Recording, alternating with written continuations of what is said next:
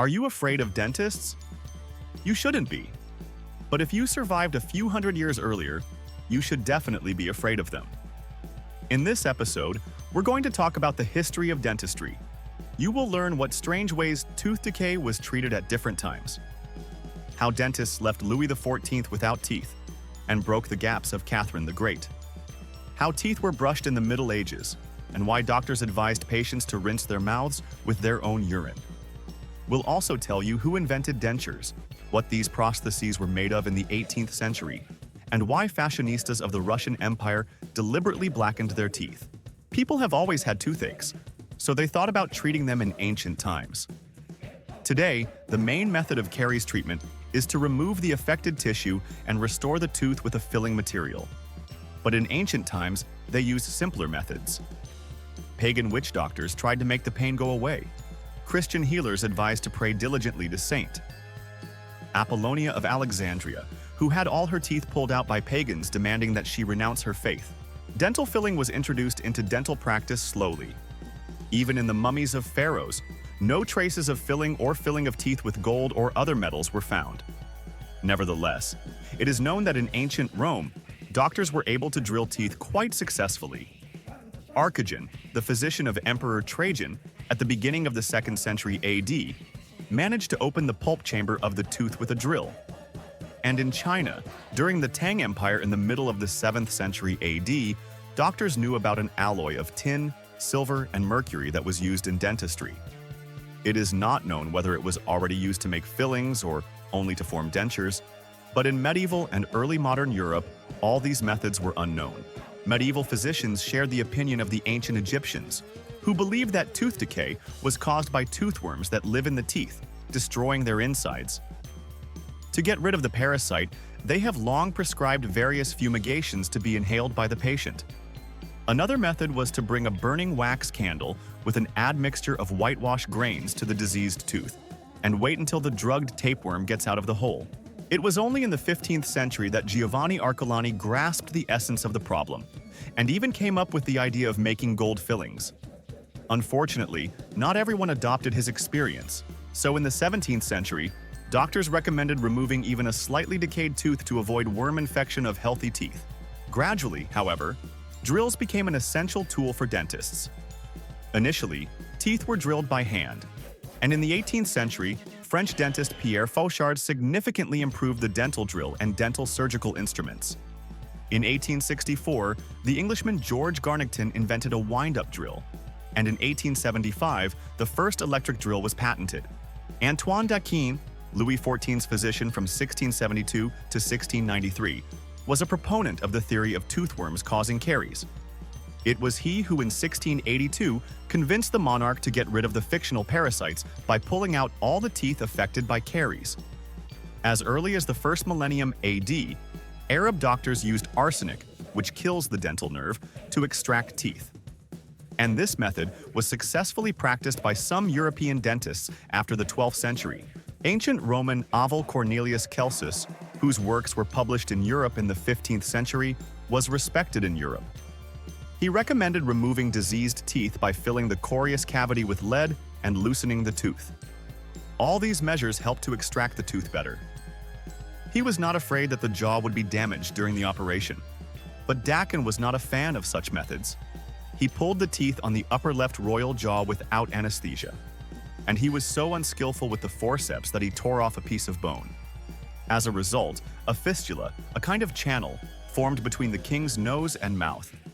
Henceforth, the monarch could not drink a drop of liquid without some of it leaking out of his nose.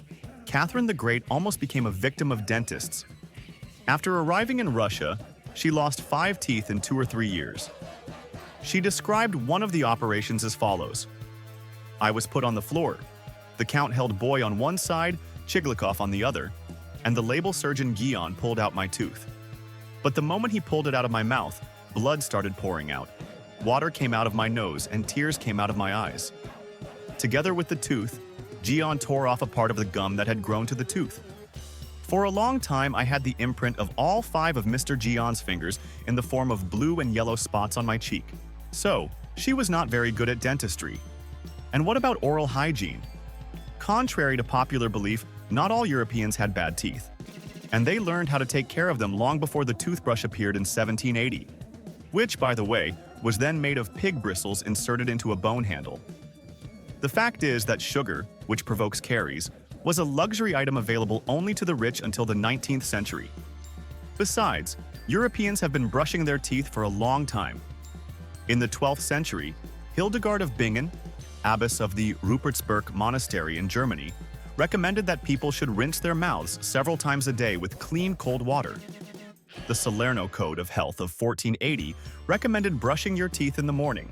Yes, there were no toothbrushes, but people used a toothpick, a strong thread chewed at one end of sticks, a piece of canvas sponge, or even their own finger. Most of the recommendations of those times for dental care still look quite appropriate today. After each meal, rinse your mouth with clean water and wipe your teeth with a napkin or sponge. Remove food debris with a toothpick. To strengthen the gums, they used ointments made from medicinal plants and rinses with herbal decoctions. The poor freshened their breath by chewing aromatic herbs, while the rich used cinnamon, mint, or sage lozenges. But unfortunately, until the 18th century, dental treatment was rarely performed by certified doctors and surgeons. More often, barbers and craftsmen tore teeth in public at fairs.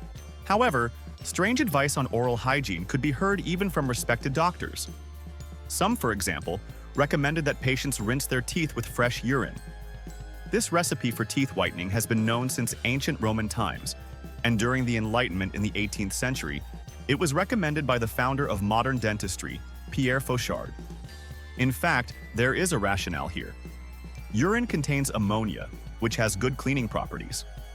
But the method is, frankly, unpleasant.